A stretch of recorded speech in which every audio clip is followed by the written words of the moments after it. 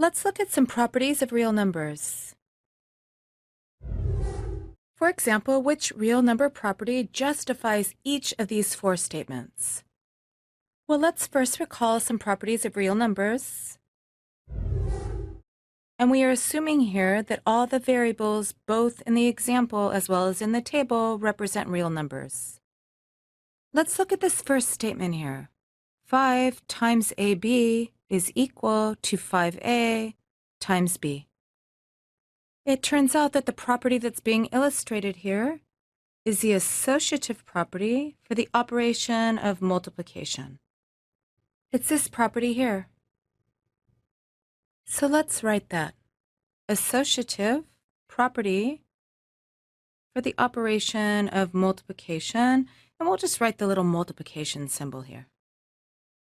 Now, often when students are learning these properties, they confuse associativity with commutativity.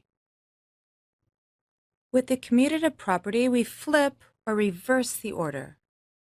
So the commutative property for the operation of multiplication might be something like this. 6 times 9 is equal to 9 times 6. Notice we are flipping or reversing the order of the multiplication.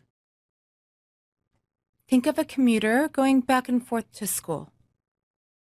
Whereas with the associative property of multiplication, we're either associating the A with the B first or the A with the 5 first, and the result is the same.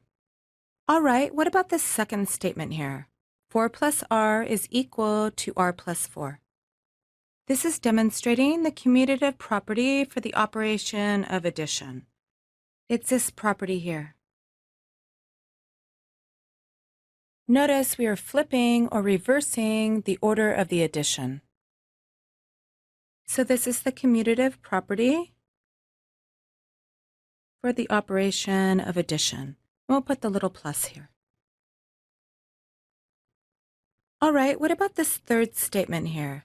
3u plus 7u is equal to 3 plus 7 times u. This is demonstrating the distributive property down here.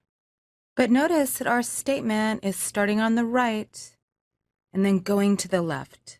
But that's okay because the equal sign works in both directions. So this third one is the distributive property. All right, and what about this last statement down here? M plus n times 0 is equal to 0. Now remember that m and n are both real numbers, which means that m plus n is also a real number. So this is demonstrating this multiplication property of 0 down here, where m plus n is x. So this last statement is illustrating the multiplication property of 0. And this is how we demonstrate some real number properties. Thank you, and we'll see you next time.